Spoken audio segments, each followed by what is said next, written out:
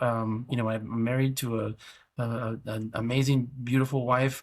Um, I joined my local American Legion, where I was honored to be voted in as the vice commander of the Legion.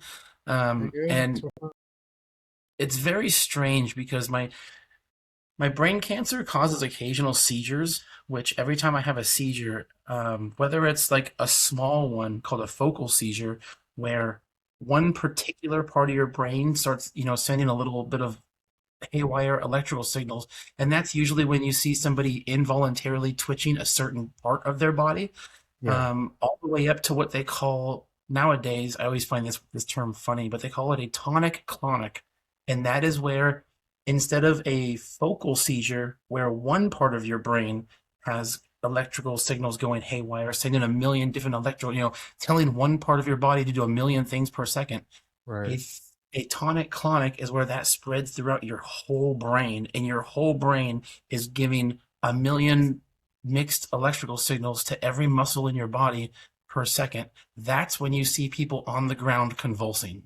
But no matter how big or small your seizure is, every time you have one, you get put on a 6 month no driving ban.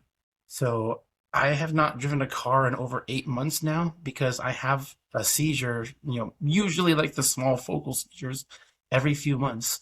Yeah. Um, but other than that, I feel pretty normal. Like I don't feel like I have a terminal illness or that I'm dying. You Yeah. know, I'm a full-time college student. I'm the vice commander of my American Legion. I'm a husband, a father of two preschoolers, um, and you know, life does look a little different nowadays. But I don't know, like for much of the day, I feel like a perfectly normal guy. But, my doctor did recently give us an update because we asked him, like, hey, you told us 3 to 5 years, and that was 2 years ago.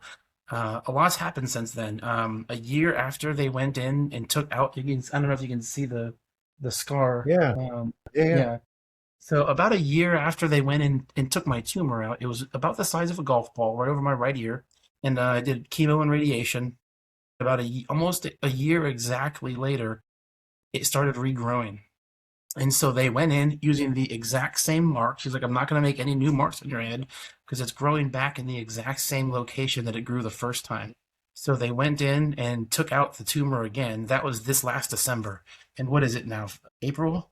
So about 4 months ago, they did another brain surgery, took out the regrowth, and put me on a stronger form of chemo because if the tumor regrew on the weaker form of chemo, that means it's now resistant and we need to step up our game. And that new form of chemo can really take it out of you because chemo attacks everything, good and bad. And so your body is just in constant repair mode, trying to repair the damage that the chemo is doing to your body, and which exhausts your body.